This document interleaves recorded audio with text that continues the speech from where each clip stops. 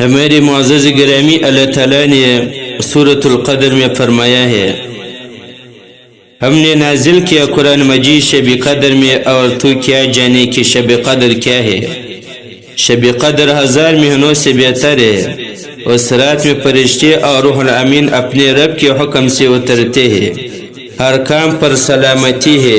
وہ رات طلوع صبح صادق تک ہوتے ہیں۔ مفسرین حضرات نے روح کے معنی میں اختلاف کیا ہے۔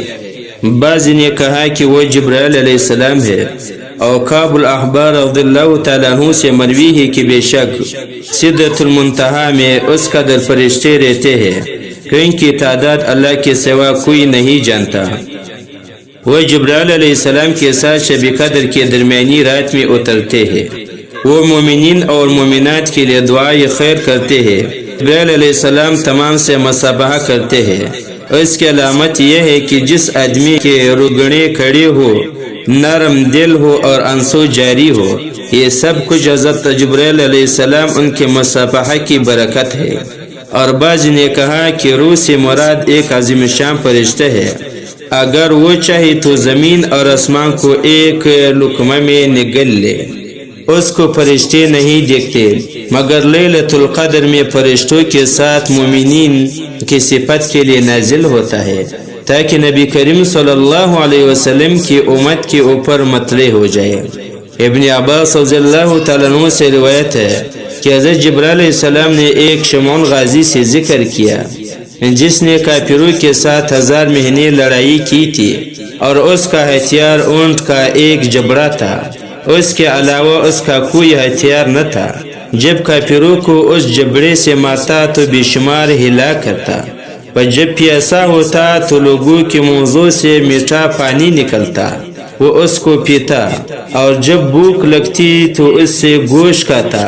غرض ذرا ہر روز کرتا تھا، یہاں تک کہ اس کی عمر 1000 ماہ کی ہوگی، یعنی 83 سال 4 ماہ۔ پس کفار اس کے رکنے سے عاجز ہو گئے، اور اس کی بیوی سے کہا جو کافر تھی، اگر تو اپنے شوہر کو مار ڈالے تو ہم تجھ کو بہت مال دے گے۔ تو اس کی بیوی نے کہا کہ میں اس کو نہیں مار سکتی۔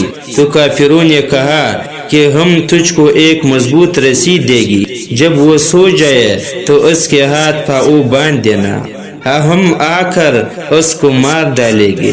عورت نے نیند میں اس کے ہاتھ پاؤں باندھ دیے۔ جب وہ بیدار ہوا تو اس نے پوچھا کہ مجھے کس نے باندھا ہے؟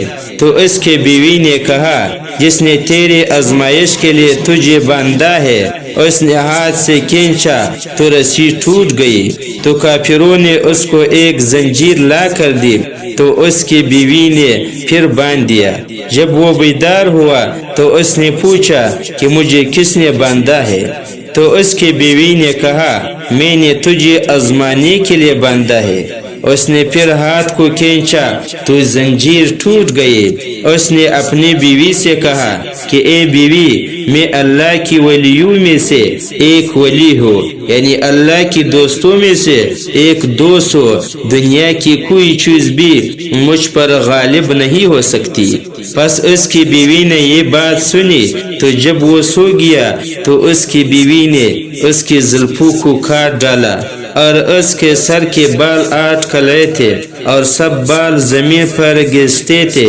پس میں نے 4 کجی اس کے دونوں ہاتھوں سے باندھے، اور 4 کجی کے ذریعے سے اس کو پاؤں کو باندھ دیے۔